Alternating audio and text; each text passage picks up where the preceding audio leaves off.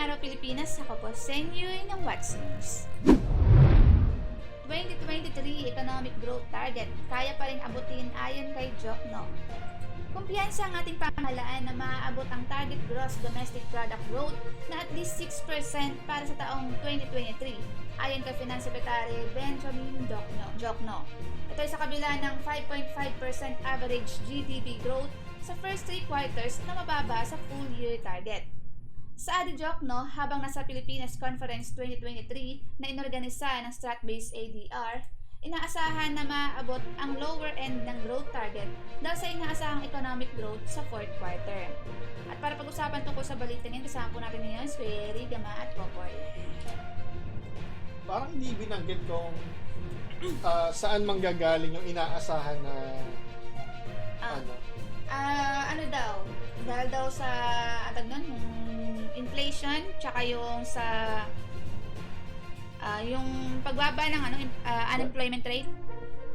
Dahil nga daw, binabanggit na yung inflation ay medyo umaayos na. Tapos yung employment rate, gaano ba ang tinaas?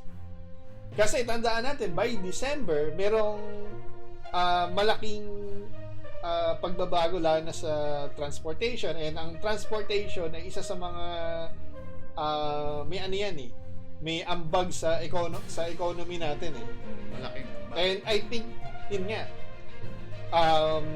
sinalang-alang ba nila yung mga nagdaang 3-day strike na ngayon ay magtutuloy hanggang bukas dahil sa Manibela? Nilagay ba nila yun? Kasi parang lahat ng binabalita nila projection, pero walang hindi binabakapan ng saan manggagaling itong dagdag sa revenue or yung magpapaganda ng ekonomiya, saan manggagaling? Kasi hindi nila binabanggit. Ang sinasabi lang na may possibility. Na-expect nila yung papasok din na yung mga tax. Oo nga. Pero hindi kasi yan hindi yan masasabi natin na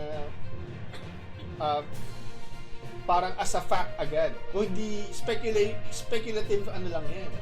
Numbers. Mananatiling number yan hanggat hindi nangyayari. Ano ba nangyayari itong mga nakaraang buwan?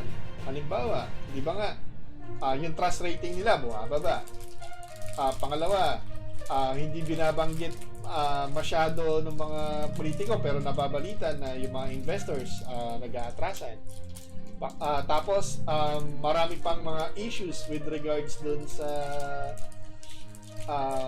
mga economic plans ng government kasi nga hindi nararamdaman tandaan natin, ano ba yung pinakamabisang indicator na umuunlad yung bansa? Ang indicator niyan is yung taong bayan, kung nararamdaman ba nila. Nararamdaman niya ba? Hindi. Lalo pa nga kung may hirap dahil nga tumataas ang bilihin. Nararamdaman natin sa mga Yung paghihirap lalo yung nararamdaman natin. Sa ngayon, wala. Hindi natin maramdaman yung sinasabi nila growth na yan. pagbiyahe pa nga lang. Kasi yung inflation, medyo bumaba. Pero mataas pa rin. The fact na yung galunggong nagtaas nito nakaraan. Di ba? Ang presyo ng bigas ay nananatili nandun sa mataas at hindi bumababa. Hindi kaya abutin ng simpleng mamamayan yung presyo. Ano yan?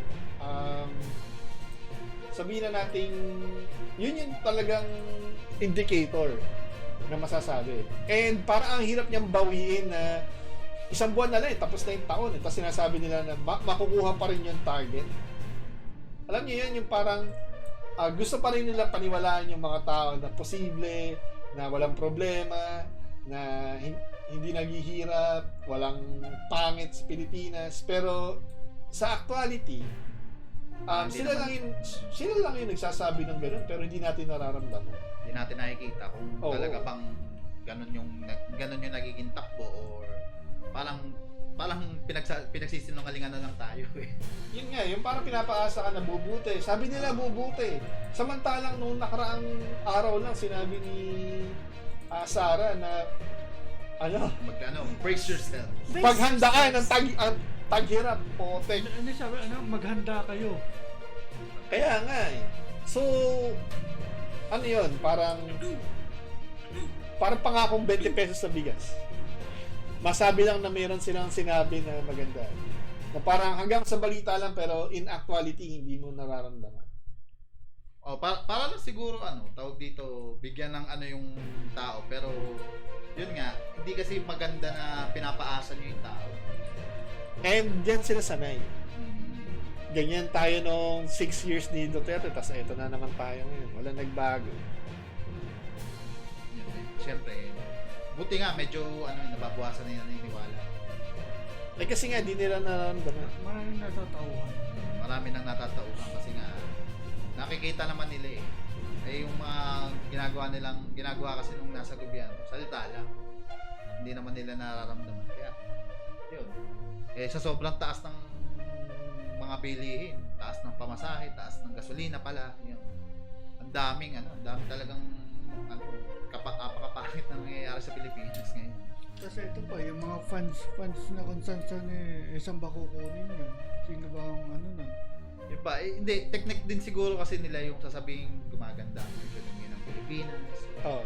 Meron tayo extra fund, ilalagay natin dito. Kasi maganda naman yung ekonomiya ng Pilipinas. Parang tineteknikan tayo na, sige, ilagay mo, okay naman pala Pilipinas. Tapos sasabihin na, ito sinabi ni ganito, ganyan. Bumubuti ang ekonomiya. Pero sa actual, di naman natin nararamdaman.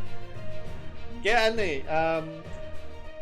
yung mga PR stunts, press releases, mga ganyan, hindi dapat yan na yung batayan, kundi yung yung presyo ng bilihin, yung presyo ng pamasahe, ng sweldo, yan ang pamantayan natin. At hanggat sabihin na nating mahirap mamuhay sa Pilipinas o hindi bumubuti yung kalagayan ng mga Pilipinas sa Pilipinas, hindi sapat yung kung ano man numero yung banggitin nila kasi di naman nararamdaman.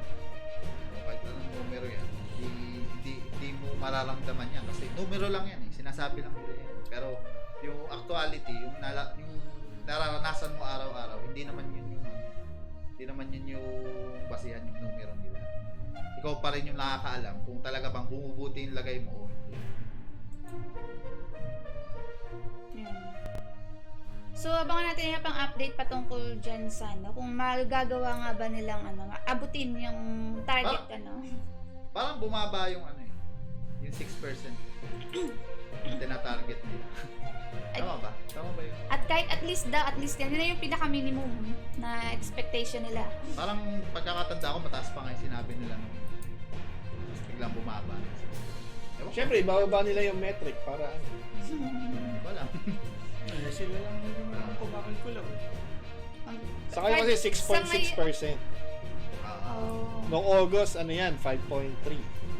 Noong September, naging 6.6 So, tumaas. So, ano ba yung dati bago umupo si 3 point something yata last year, di ba? Kulang 4. Kulang 4,